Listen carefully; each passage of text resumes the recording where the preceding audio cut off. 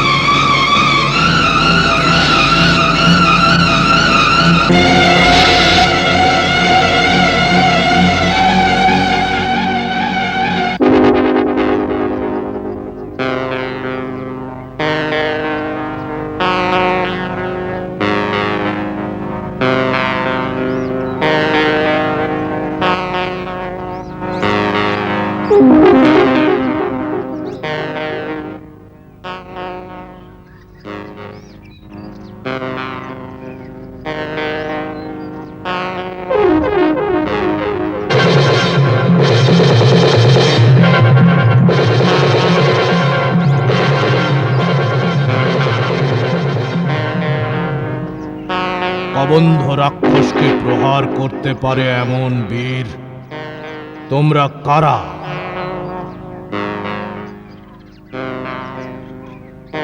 সত্যি আমাকে বলো, কেননা সংসারে কেবল দুজন বীরই এমন আছেন যারা আমার বাহু কাটতে পারে। সেই বীর পুরুষ কারা? শ্রীরাম আর লক্ষ্মণ।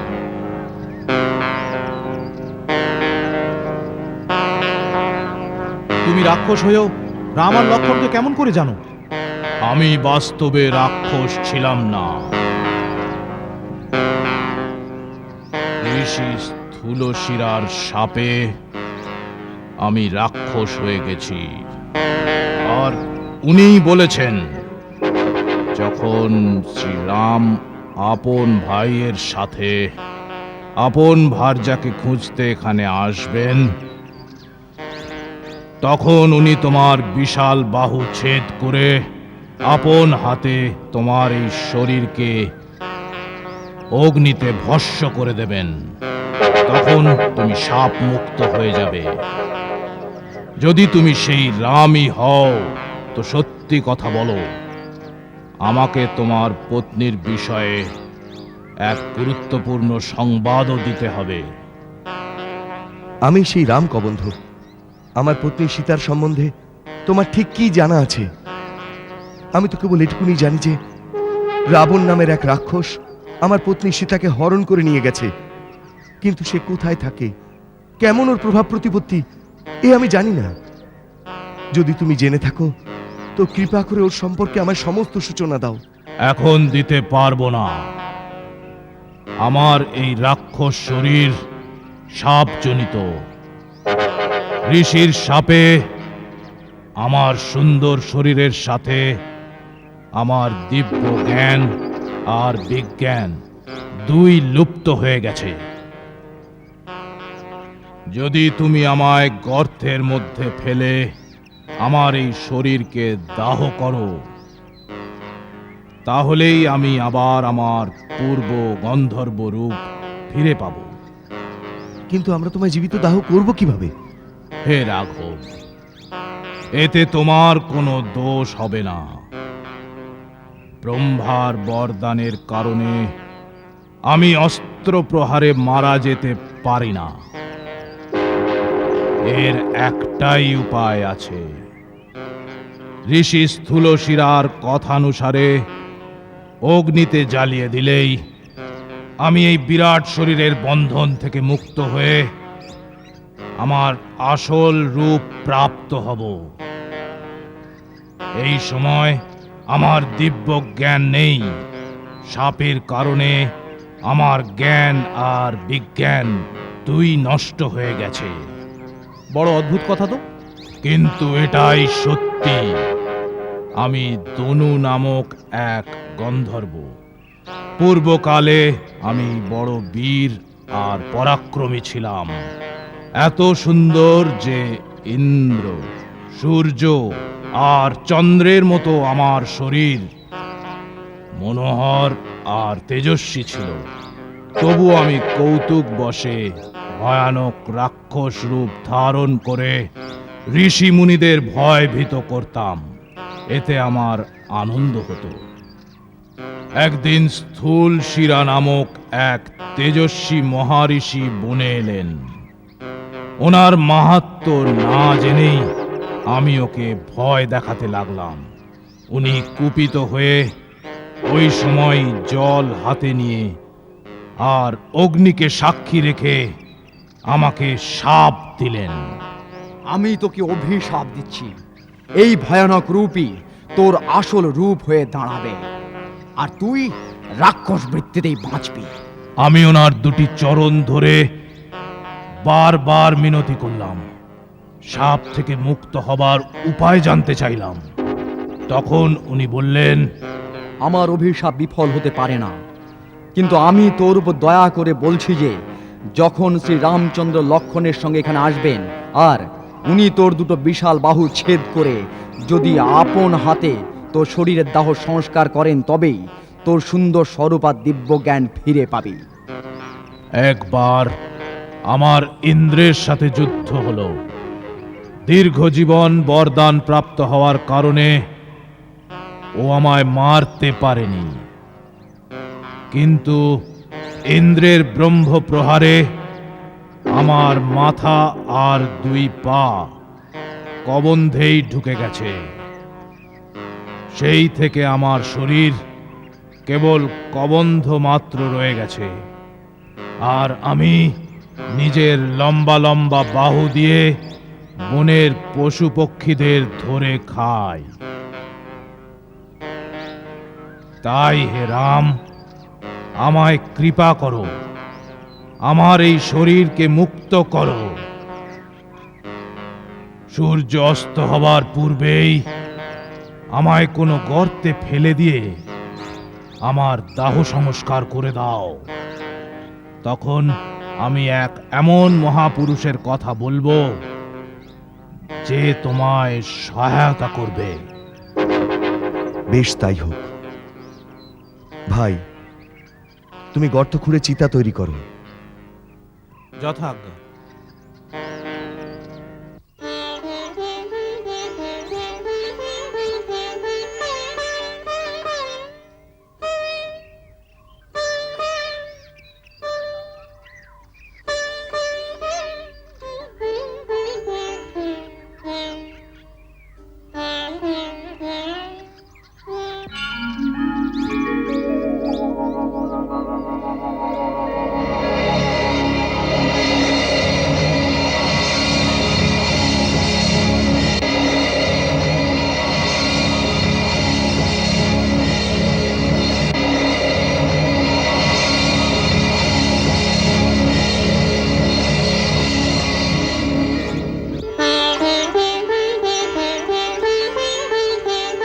হে রাঘবেন্দ্র, আপনি ধন্য।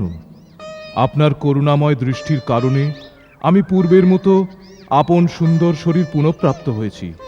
এখন আমি আমার দিব্য জ্ঞানে যা অবলোকন করছি তা জানাতে চাই।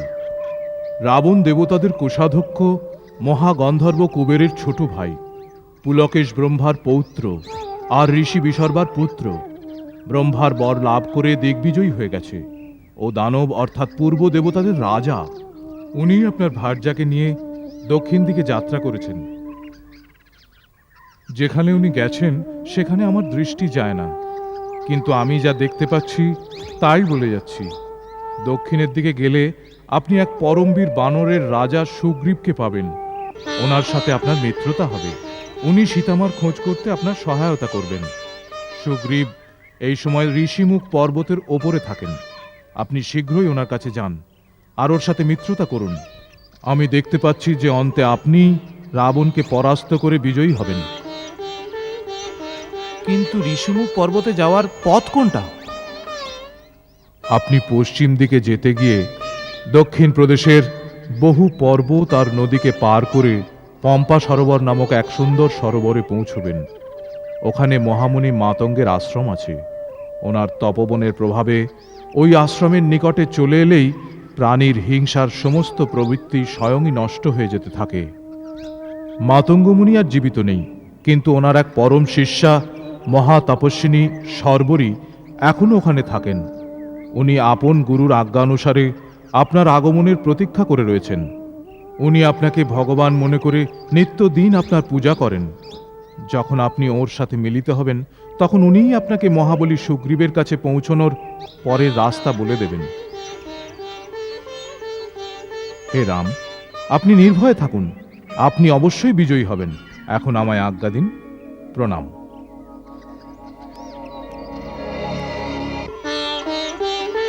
আপনার আপন অভীষ্ট লোকপ্রাপ্ত হোক।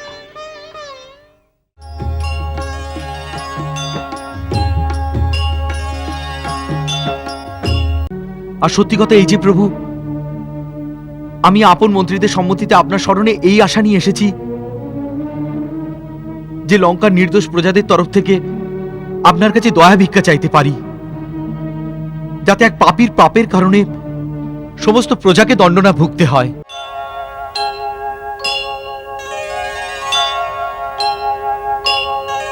আমি মহারাজ রাবণের ছোট ভাই বিভীষণ।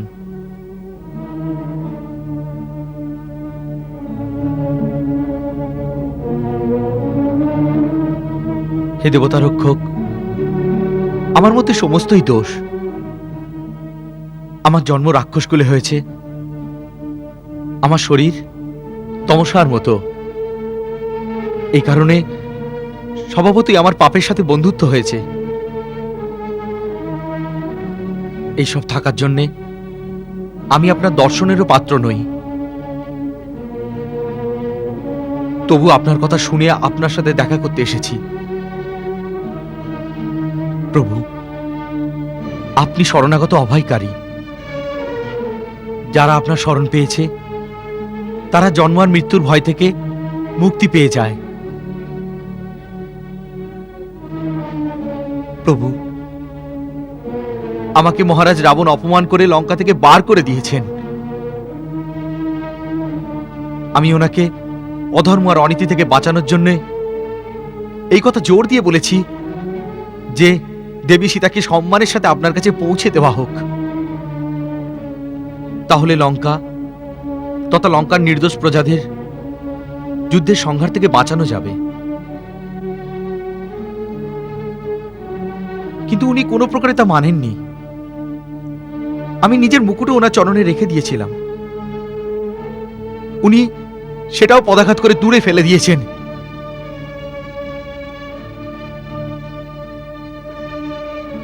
এখন আমি অপমানিত তিরস্কৃত হয়ে আপন পরিবার, ধন ও সম্পত্তি সব ছেড়ে আপনার শরণে এসেছি।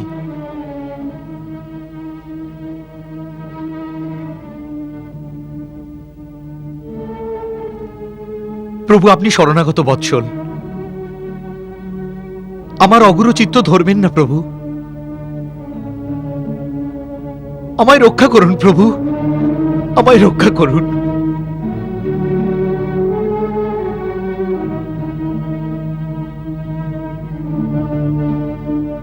আপনি আমাদের শত্রুকে ত্যাগ করে আমাদের কাছে এসেছেন, অতএব আপনি আমাদের মিত্র। সুমিত্র স্থান গ্রহণ করুন।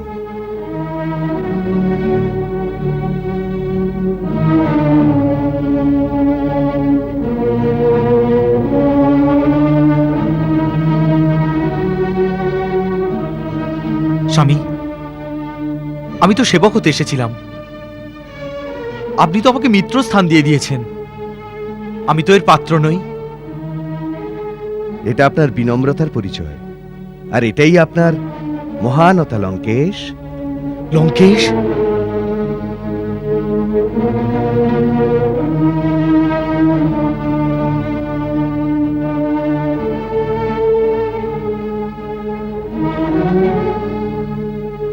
প্রভু, লঙ্কেশ তো এই সময় মহারাজ রাবণ। আপনি এক শরণার্থীকে কি করে এই উপাধি দিলেন? রাবণ তো আর কিছুদিনের জন্য লঙ্কাধিপতি থাকবেন। ওনার পাপ কর্ম ওনার সমস্ত শক্তিকে ছিনিয়ে ওনার মৃত্যুকে সামনে এনে দিয়েছে। তারপরে লঙ্কার রাজ সিংহাসন আপনাকেই সামলাতে হবে। যুদ্ধের পরে লঙ্কার প্রজাদের এক ধর্মপরায়ণ রাজার রাজত্বে সুখ আর শান্তি দেওয়ার উত্তরদায়িত্ব যতটা আমাদের হবে, ততটা আপনারও হবে। আপনার প্রজাদের হিত আপনার থেকে অধিক আর কার দ্বারা সম্ভব? আর সত্যি কথা এই যে প্রভু, আমি আপন মন্ত্রীদের সম্মতিতে আপনার স্মরণে এই আশা নিয়ে এসেছি যে লঙ্কার নির্দোষ প্রজাদের তরফ থেকে আপনার কাছে দয়া ভিক্ষা চাইতে পারি, যাতে এক পাপীর পাপের কারণে সমস্ত প্রজাকে দণ্ড না ভুগতে হয়।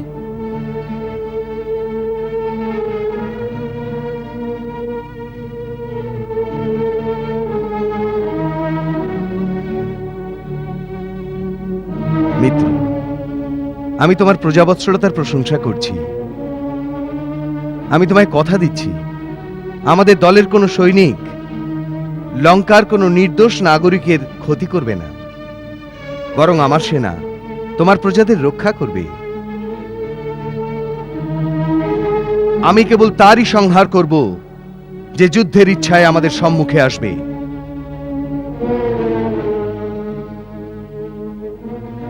আমি লঙ্কা নিবাসীর তরফ থেকে কোটি কোটি ধন্যবাদ দিচ্ছি। আপনি আপনার সেবকদের সাথে অন্য সবাইকেও নির্ভয় করে দিয়েছেন। আপনার থেকে বড় দাতা আর কে আছে প্রভু? প্রভু, এই অনুকম্পা বজায় রাখবেন। মিত্র, তুমি আমার শরণে আশ্রয় চাইতে এসেছো। আমি তোমাকে লঙ্কেশ বলেছি। আমার বাণের মতো আমার বচনও অমোঘ, তা মিথ্যে হতে পারে না।